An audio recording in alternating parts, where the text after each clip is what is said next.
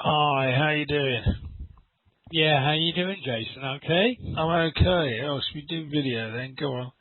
Yeah, yeah. Is it all right to record this? Because I tend to record chats with teachers. Because Yeah, I mean, there's no sensitive information, I guess, so, you'll be okay. what happens is it's really useful to make content. Then you can use it as an FAQ on the podcast and things like that. I mean, Right.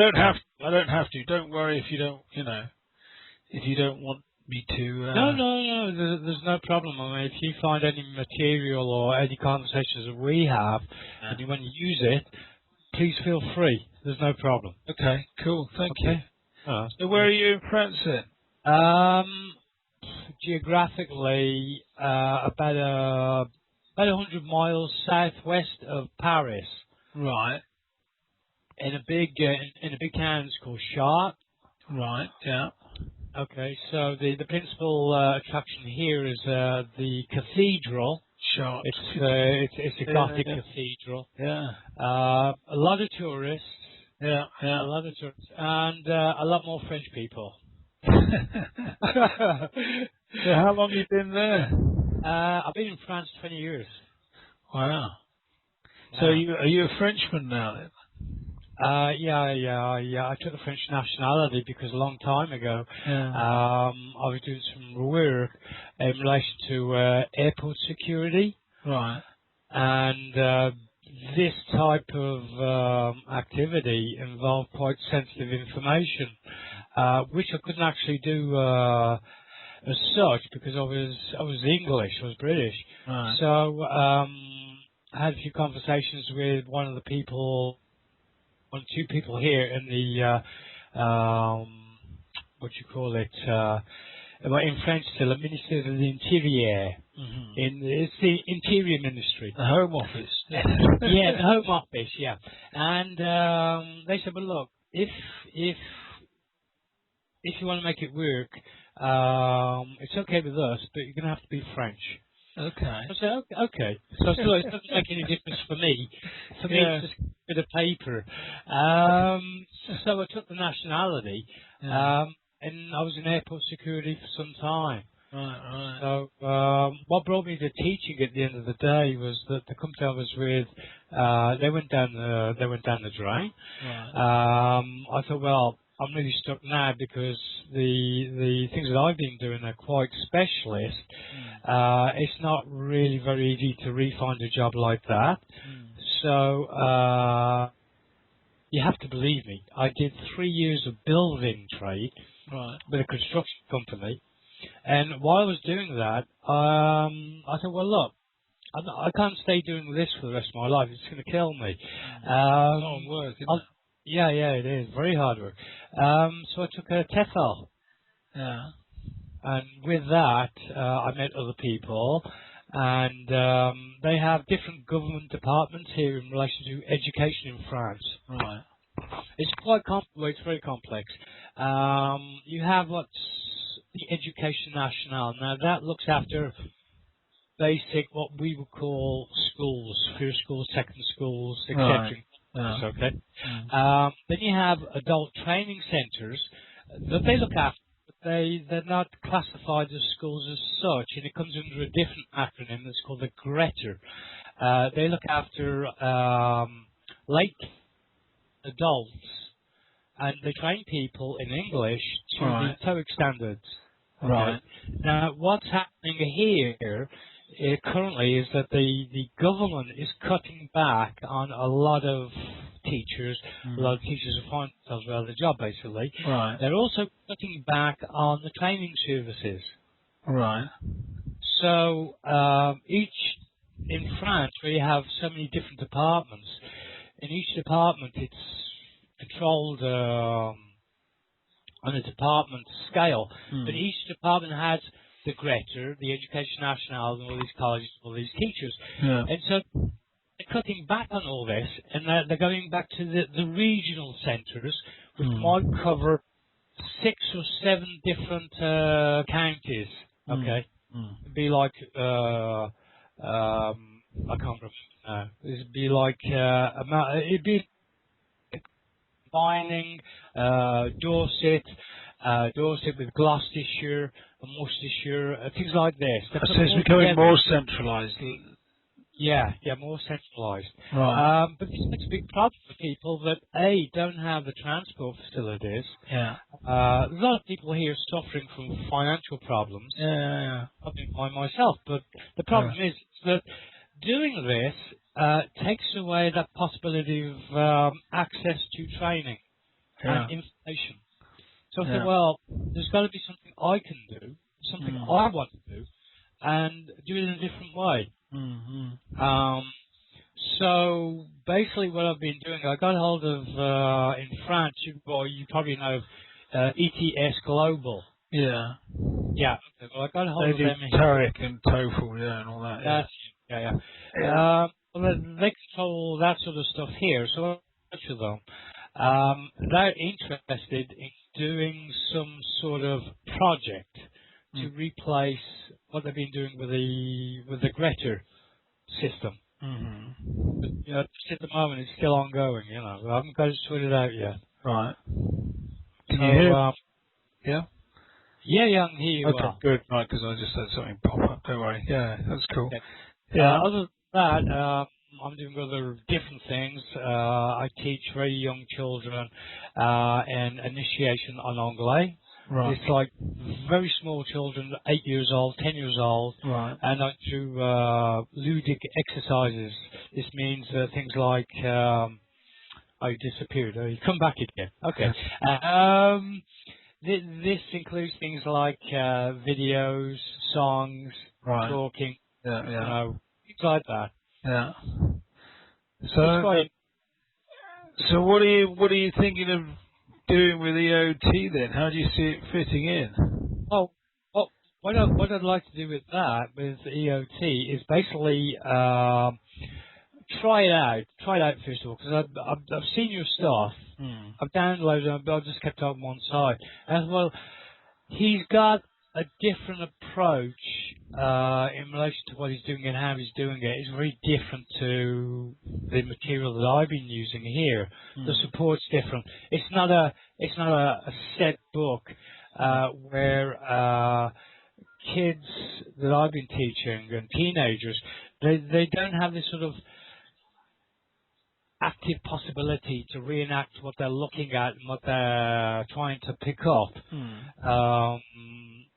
within a couple of minutes. The only problem I can see at the moment is that, obviously for me, EOT is great, but in France it wouldn't be so easy, because in France it'd be great if it was FOT. Because obviously when you go outside, Yeah. so that the conversation part of it would have to be readapted so they can get something else. I could have a conversation with another English guy or use Skype in the class. That's the idea. When someone's in a country that doesn't have English as its first language, Yeah.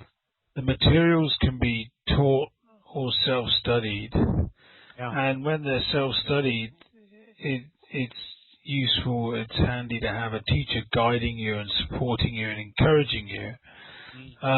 But then part of the support and working with the students is to help them use Skype, find people online to practice with, kind of just guide them through the process. And you can do that either, face to face or online even, So the idea is that the teachers in countries like France and Russia and places like that use Skype and social networking to meet people and then talk to them. Yeah. So it's not. I'm getting more teachers saying they want to do asynchronous teaching and support rather than direct, input. And I mean that's the way it's kind of going, and that's the way you can get more scale as well, because you can have more people and spend less time with them, and they do the bulk of the work on their own, but guided by you using online tools, And it doesn't mean, the results that I get as in my case studies and stuff like that with the students, I tend to just exclusively do it asynchronously now. I've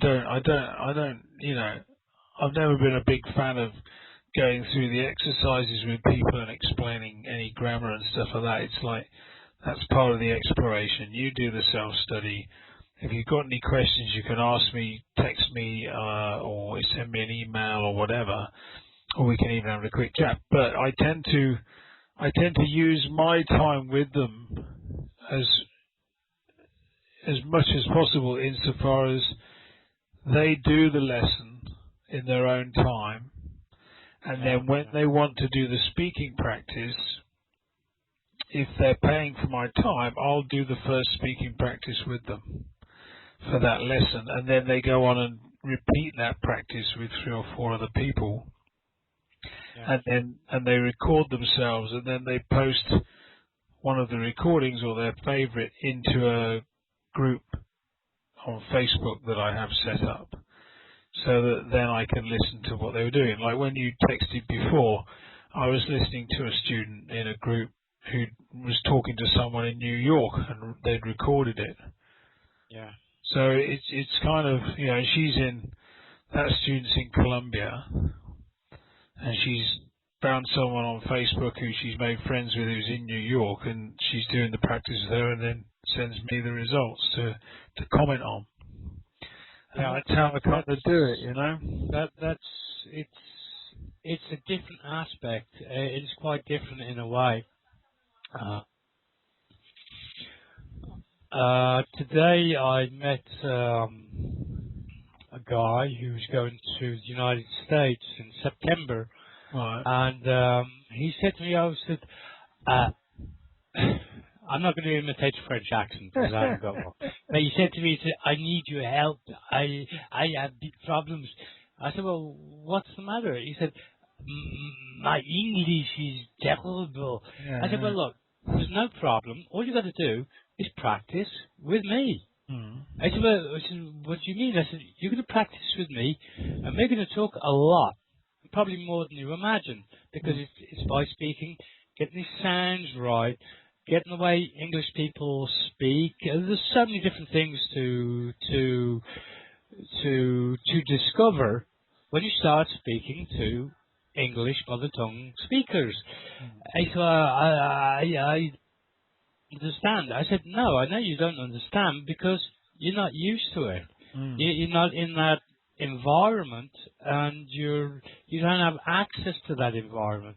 But believe me, that once you get into the environment and you use things like Skype, it gives you an amazing communication capability to actually speak to thousands of English speakers. Yes. It's a good idea. It's good. So anyway, I'm going to see the guy on Saturday, and I'm just going to basically speak to him about try to focus on what he really needs to know. Obviously, there's problems he's got. He doesn't know how to introduce himself to people. So we're just going to be going on that. But I'm going to lead him on to Skype. It'd be excellent, really, as well. That would be a good, possibly for me, a good EOT project. I could try it out with him, just see how he reacts to it. What level is he? Speaking, I would say, is just above beginner. Really? Okay. How old is he? Age, I put him around about 35. Okay. How long has he been learning English? I don't know yet.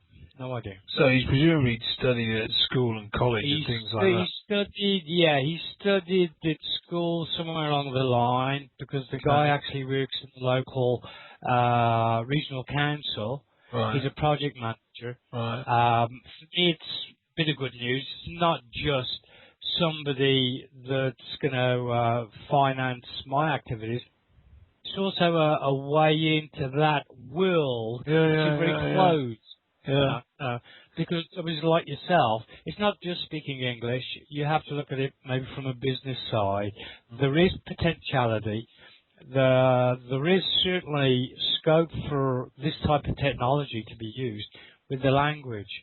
And I'm fully into that. I'm fully into that. It's one of the things I want to use, certainly in the future, in relation to the TOEIC projects or any other project that relates to English. This communication ability that Skype produces for us. You know, well, the main thing is the preparation before they speak.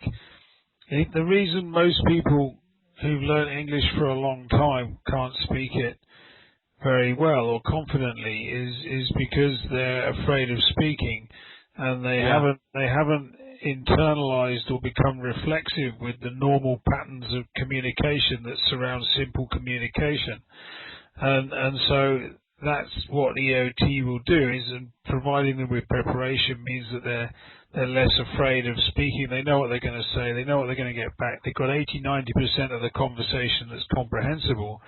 And then they're in control, and they say bye-bye. Then and the listening again, the recording and listening again is really, really important. But it sounds like he'd make rapid progress.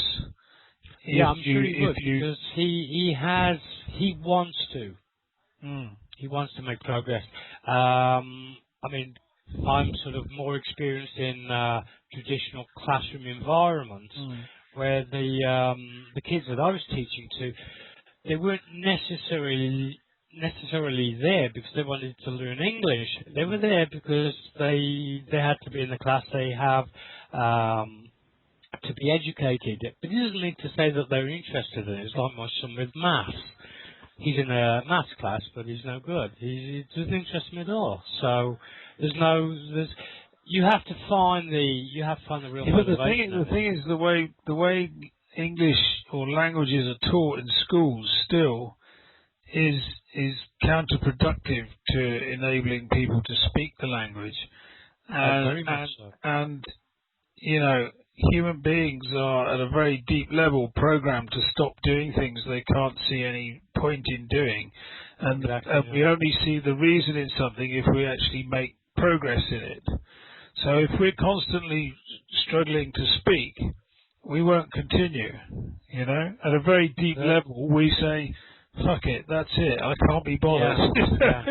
No, it's true, because it's happened in all the established. I went to teach in. Very often, I'd meet the teacher I was replacing. Because the original teacher was either sick or ill, or they just weren't there. And they said, well, yes, this class is good.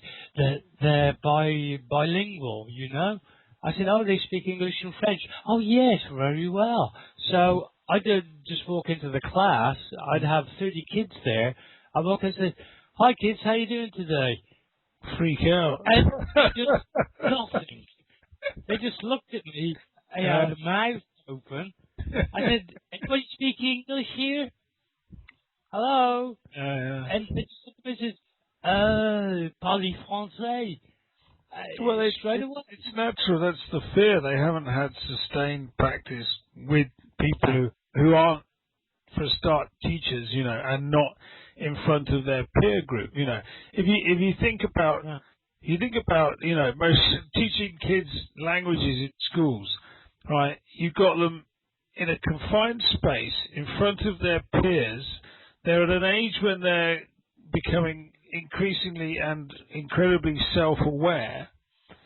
So, you know, and they're with their peers who are the people who take the piss out of them the most. And then you ask them to do something incredibly difficult on their own with everyone watching. Hold on. It's like, who invented this way of teaching a language? You're not encouraged to make mistakes. And also the way they're taught is that, you know, most people are taught to speak a language by reading and writing a language first. And when you teach someone to read and write, they're forming correct full sentences. The speech isn't like that. So what they're doing is they're translating in their heads prior to trying to produce the language, but because they're in a conversation, there's time pressure on the conversation in terms of natural flow. Boom! It's called lathophobic aphasia that Stevic came up with. Krashen's effective filter. You basically can't speak. It's a physiological reaction in your brain, and your mouth cuts out. That's it, and that's why your kids sat going, eh. Yeah. It was exactly like that. Yeah. Exactly like that. And I thought, well, there's something terribly wrong here. You know, there's the whole way the teaching was. I think it goes back many years. It's always been like that here in France. They've always got the same stereotype phrases, and they don't change, you know. But it's the same. All right. So it's the same in Japan, China, Korea, you name it. South America, it's the same. It's the same the world over. Like, it's the same in Canada. Like, I've just been writing a paper for a chapter of a book that I'm taking part in, and I did a presentation on an online conference about Jane, my Chinese case study, and then they asked me to write a chapter, and I wrote it up, and I put all the research in behind why what happened, and I found some research from Canada over like a 14-year study of 12 ESL programs that were deemed to be their premium best ones. And these guys came to the conclusion that ESL doesn't work, and basically, then the kids they did it on the basis of high school dropout rates. So kids coming into Canada who didn't speak English had to do an ESL program to help them integrate with the Canadian kids or the English-speaking kids, and they figured that if they integrated fully and it was successful, the dropout rates would be the same for the ESL kids as the non-ESL kids. Do you get what I'm saying? Yeah. So, but then we looked at all the dropout rates over years and years, and basically, if you started as a beginner speaker, a beginner English user, you had a 95% chance of dropping out of high school. Sure, yeah. You started as an intermediate English learner, you had a 75% chance of dropping out of high school. And if you started as an advanced, 50% chance of dropping out of high school. Which is, and it just says, you know, this conclusion is that, you know, why the hell are we doing this? You know, it doesn't work. And then there's a Canadian government study from another longitudinal one that did a long thing with some groups of students, and they always had a control. So they had a group of students doing ESL and a control where they were just living in Canada, not doing any classes, right? And there was no difference in their improvement between the guys doing classes and the guys not doing classes. So they come up, they think 1,000 hours of ESL has no noticeable improvement on their ability to speak English. Super result. This is going on the world over. It's because of the way it's taught, you know. Yeah. One of the scandals of our time. It's the most massive waste of money, time, effort, emotion imaginable. Yeah. I mean, another thing here. There's a lot of adult training centres here in France. They profess to. How would you say? Profess to give good service in the language. It doesn't really matter if it's English or German or Japanese or even Mandarin Chinese. And I've met one or two of these outfits in the local area here, and it's amazing. It really is amazing. The ideology behind this. What do they do? Well, basically they just take money off people. as it goes. Well, they That's as far as say it goes. a course, and and then what? How do they teach them? They're using books, set script, little or no, certainly no Skype, no contact, very little visual information. Right. And they try to pinpoint technical aspects of English. Yeah, but that's it. You see, the whole premise of the way everything's been taught in the past, it started with grammar translation and all stuff like that. But basically, it's all about the teacher being the sage and knowing everything and going through and being, someone who somehow by osmosis transmits this knowledge to their students, and their students, are kind of like inferior beings, and so this whole teacher on a pedestal, teacher knows best, teacher knows everything, is perpetuated by the whole system because of the way materials are published, still books and stuff like that. It's all about a teacher in a classroom at the front of the room asking people, questions and putting them on the spot and stuff like that and correcting them. Yeah. And the whole process is completely counterproductive to actually helping people to become comfortable speaking a language. Exactly. It's a stereotype procedure using antiquated methods, which the ultimate result is nothing. No, I know. But you know why? Progress. It's why it keeps going. It's because people will always want to learn languages, and some people make it, okay? So a few people get there, but what you find is the people who get there have worked it out for themselves. They haven't done it via the classes. And what teachers always say is, she was very highly motivated, therefore she succeeded. So it's like you have to have astonishing levels of motivation to succeed. Well, in the 21st century, these are people succeeding who do that. They succeeded despite the methodology, not because of the methodology. So in the 21st century, sticking to that modus operandi, it's just nonsense, absolute nonsense. But the reason it's perpetuated is because they have very good marketing. They sell people the dream. They don't prove that they can get them anywhere. There's no proof. It's always, if you say, how long will it take me to go from here to here in terms of proficiency, it's always turned back on you. It's like, well, if you work hard. They never ever tell you how well you'll do. It's always couched in, well, everyone's different, but if you work hard, you'll do well. Yeah.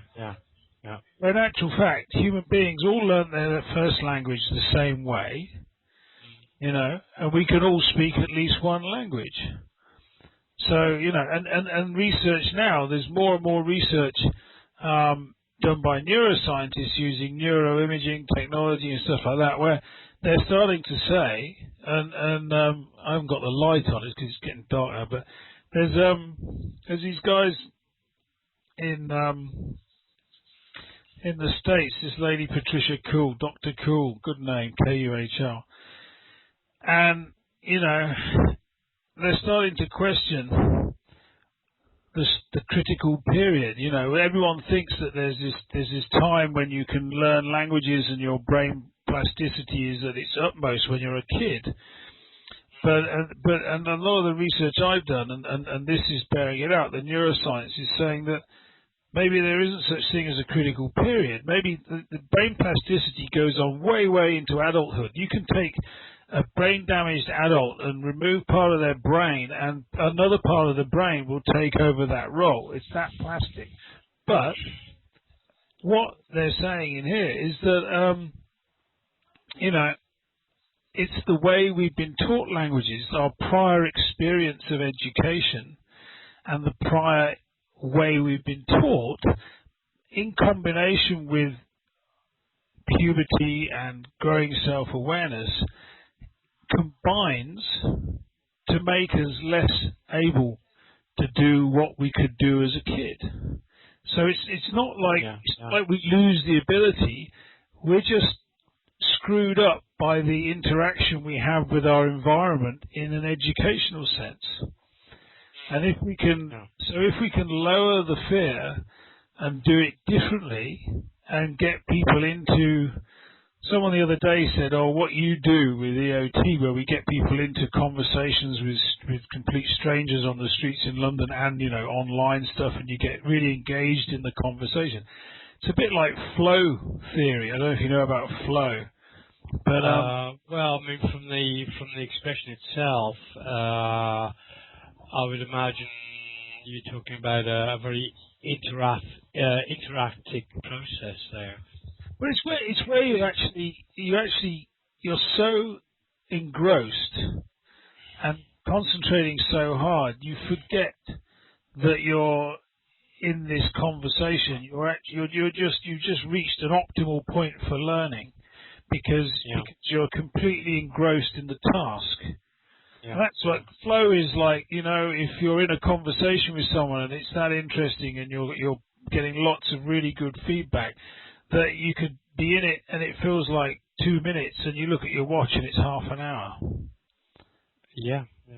And that's the kind of state you want to get into when you're having your conversations on Skype with people and practicing. I mean, it's very much like that. I said to my wife, I'm going to speak to a guy in England. I'm going to be a couple of minutes. I mean, time just flies by. It just flies by. Yeah, you absolutely absorb. Oh, let me put the light.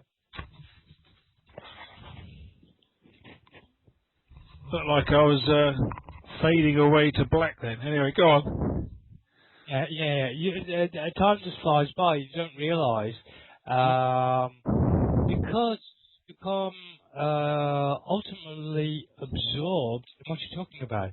It's practically it becomes an obsession. It becomes an obsession, and that's the whole thing. I mean, but that's how it gets people into those conversations, because they prepare for it, so they know what they're going to say and they know what comes back. And then when they've had 2 or 3 conversations with different people, the patterns of communication become more natural, you know. And so their fear subsides. Like, this guy you've got. What I tell teachers to do is to record their first session with the person doing the practice. Okay. So if you do the practice from the first lesson with him and record it, you know, I when I do face-to-face stuff, I use like a digital recording device, and I can record it on that, or I record it on Skype, and I store my MP3s. And then when I'm 10 lessons in, I take the recording from the first one, the recording from the 10th, and I use a piece of software called Audacity, which is free. And I just type it in there. And it's easy to edit them together. So you just put 2 clips together, like I do on the website, juxtapose them, and you go, right, before, after.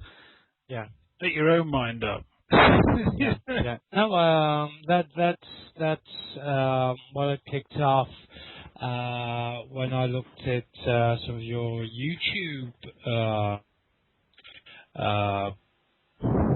videos, and you got recordings of first lessons, first meetings, then sometime after another recording of the same person. So obviously you were interrelating the progress and just basically showing what difference was being, you know. And I thought that, hey, this is really a super idea, because it's so motivating. If you show the student themselves, say, well, look, do you remember 3 months ago you came into my office and you couldn't even say hello to me? Exactly. Look at you now. I know. You know, it changes the whole thing. It completely changes it, because they believe it. Just doing that, that alone, when they see themselves with that type of difference, you've got people that literally just take off.